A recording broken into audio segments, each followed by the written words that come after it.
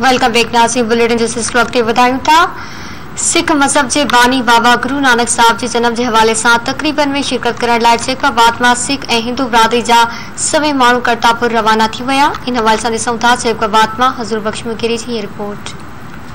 जैकबाबाद में गुरु नानक साहब के जन्म ॾींहं के मौके ते जैकबाबाद का बे हिंदू बिरादरी जा सभई माण्हू ज़ियारत लाइ करतारपुर रवाना थी विया।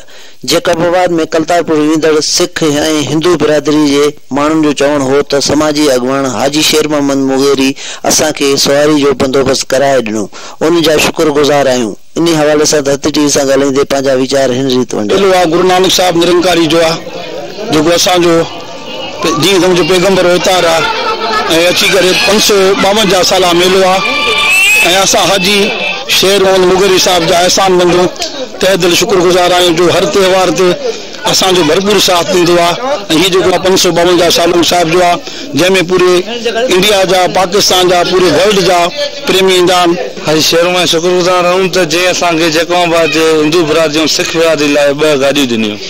उनके करे जो 5 ॾींहं जो टूर आहे हितां वेंदा पहिरियों करतारपुर को बाद नानकाना साहिब उनको बस सच्चा सौदा ॾिनी आहे शेर मोहम्मद मुगेरी साहब। उन्हनि जा असां ॾाढा शुक्रगुज़ार आहियूं त उन्हनि जेको असांखे सरदारनि खे ऐं SSD धाम जे लाइ बि कोच जो बंदोबस्त कयो ऐं असां जेको 5 ॾींहंनि जो टूर आहे असां वञूं था नानकाना साहिब गुरु नानक देव महाराजनि जो प्रकाश गुरपुरब आहे ओॾे वञूं था असां। ॿियो सच्चा सौदा वेंदासीं असां, ॿियो वेंदासीं असां करतारपुर साहिब। जो भी MNA MPA जो भी पहले आए हैं किसी ने भी कभी भी कोई गाड़ी का ऐसा बंदोबस्त नहीं किया जो हाजी शेर मोहम्मद साहब ने किया है, तो हम उसका शुक्रिया अदा करते हैं।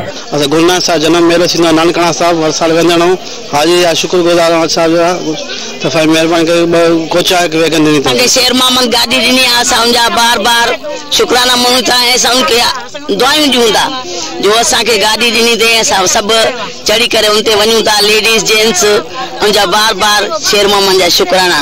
असांजी यात्रा है श्री नानकाना साहिब एंड श्री करतारपुर साहिब।